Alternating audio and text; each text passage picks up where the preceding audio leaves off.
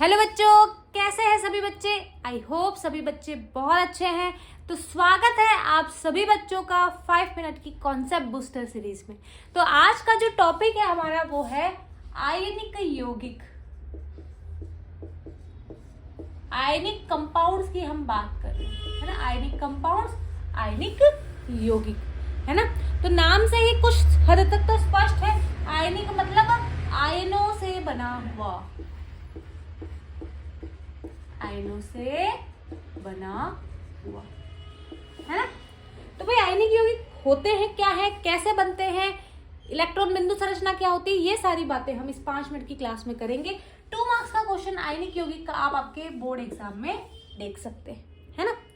तो भाई आयनिक यौगिक इलेक्ट्रॉन के आदान प्रदान से बनते हैं। पहली बात जो हमें ध्यान रखनी है, इलेक्ट्रॉन के आदान प्रदान से।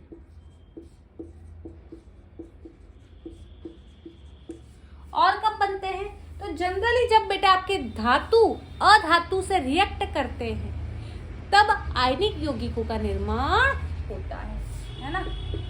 धातु एवं अधातु की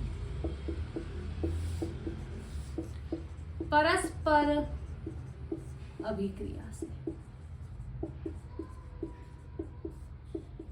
जैसे आपको पता होगा, है ना, आपने पढ़ा होगा कि भाई धातु धनायन बनाते हैं। ध से धातु, ध से धनायन।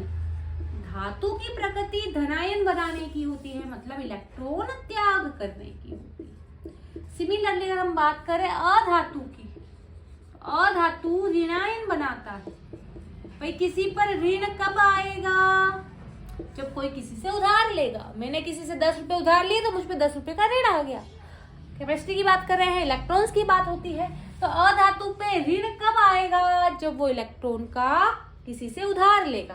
तो इलेक्ट्रॉन ग्रहण करते हैं। तो होता क्या है, जब धातु और अधातु मिलते हैं तो धातु इलेक्ट्रॉन का त्याग करता है और उसी इलेक्ट्रॉन को अधातु ग्रहण करता है और इस प्रकार एक यौगिक का निर्माण होता है जिसे कहा जाता है आयनिक यौगिक। तो क्या बात ध्यान रखनी है कि आयनिक यौगिक आयनों से बने होते हैं, इलेक्ट्रॉन के आदान प्रदान से बनते हैं। धातु और अधातु जब रिएक्ट करते हैं तब जनरली हमारे आयनिक यौगिकों का निर्माण होता है। जैसे आपके ऑब्जेक्टिव में क्वेश्चन पूछा जाता है कि निम्न में से कौन सा आयनिक यौगिक है और कौन सा नहीं है।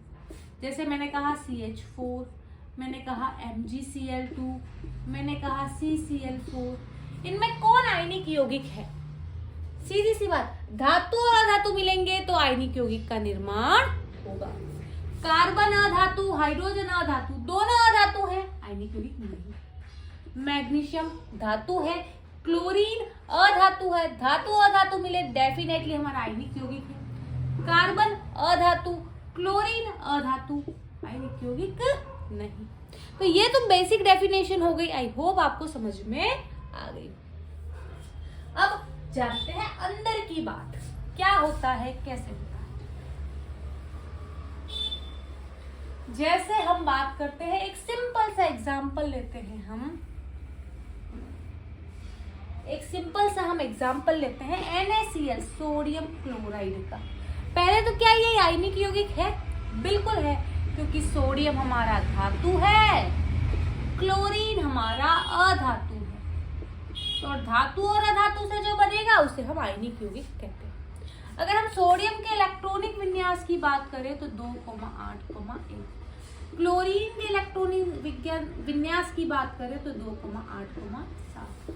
सोडियम और क्लोरीन रास्ते से जा रहे थे, भेलपूरी खा रहे थे, आपस में टकरा गए।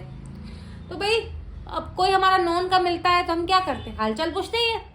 सोडियम ने पूछा क्लोरीन से, भाई क्या हाल, क्या चल रहा है जिंदगी में। बोले अरे सब बढ़िया है, लेकिन यार लाइफ में स्टेबिलिटी नहीं है। तत्वों को स्टेबिलिटी कब मीलती है, स्थायित्व कब मिलता है। तो तत्वों को स्थायित्व मिलता है अष्टक पूरा करने पर। तत्वों को स्थायित्व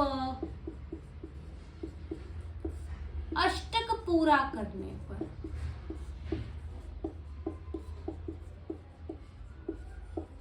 अष्टक का मतलब क्या है 8 इलेक्ट्रॉन। कहाँ पर? बाह्यतम कोश में। कहाँ पे बेटा? बाह्यतम कोश में। बाह्यतम कोश में तत्व जब 8 इलेक्ट्रॉन प्राप्त कर ले तब उन्हें स्थायित्व स्टेबिलिटी मिल जाती है। तो भाई क्लोरीन ने कहा यार जिंदगी में सब बढ़िया लेकिन स्थायित्व नहीं है, क्योंकि बाहर की तरफ 7 इलेक्ट्रॉन है। अगर जिंदगी में 1 इलेक्ट्रॉन मिल जाता, 8 इलेक्ट्रॉन हो जाते, स्थायित्व होता है। सोडियम बोला क्या क्या क्या? अरे क्लोरीन सेम चीज मेरे साथ भी है, जिंदगी में स्थायित्व ही नहीं है। बाहर ये 1 इलेक्ट्रॉन है, यहाँ पर 8 इलेक्ट्रॉन है। यहाँ पे मुझे 8 इलेक्ट्रॉन चाहिए, मैं इस 1 इलेक्ट्रॉन का त्याग करना चाहता हूँ ताकि ये इलेक्ट्रॉन मेरी जिंदगी से बाहर निकल जाए, मेरा बाह्यतम कोश पूरा हो जाए 8 इलेक्ट्रॉन वाला। तो क्यों ना क्लोरीन ऐसा किया जाए कि मेरा 1 इलेक्ट्रॉन तू ले ले, दोनों की प्रॉब्लम सॉल्व। दोनों हाथ मिला लेते हैं और इस प्रोसेस में सोडियम 1 इलेक्ट्रॉन का त्याग करता है और इसी इलेक्ट्रॉन को क्लोरीन ग्रहण करता है और इस प्रकार आयनिक यौगिक का निर्माण होता है। तो यहाँ पर सोडियम ने 1 इलेक्ट्रॉन का त्याग किया, तो भाई सोडियम के पास सिर्फ 2 और 8 इलेक्ट्रॉन बचे, 1 इलेक्ट्रॉन ही बाहर का चला गया। सिमिलरली क्लोरीन ने 1 इलेक्ट्रॉन ग्रहण किया, है ना, और क्या हो गया? 2 8, ये 7 थे, 1 ग्रहण किया तो 8। ठीक है, तो इस प्रकार आयनिक यौगिकों का निर्माण होता है। ये अभी हमने बिल्कुल बेसिक बात की है। अब आयनिक यौगिकों के गुणधर्म क्या होते हैं, इनके इलेक्ट्रॉनिक बिंदु संरचना क्या होती है, इन सबको भी पढ़ेंगे, लेकिन किसी और क्लास में। मिलते हैं नेक्स्ट क्लास में। क्लास को शेयर जरूर करें, लाइक जरूर करें। यूट्यूब पे नए हैं तो सब्सक्राइब किए बिना ना जाए। मिलते हैं नेक्स्ट क्लास में, तब तक के लिए बाय बाय, टेक केयर।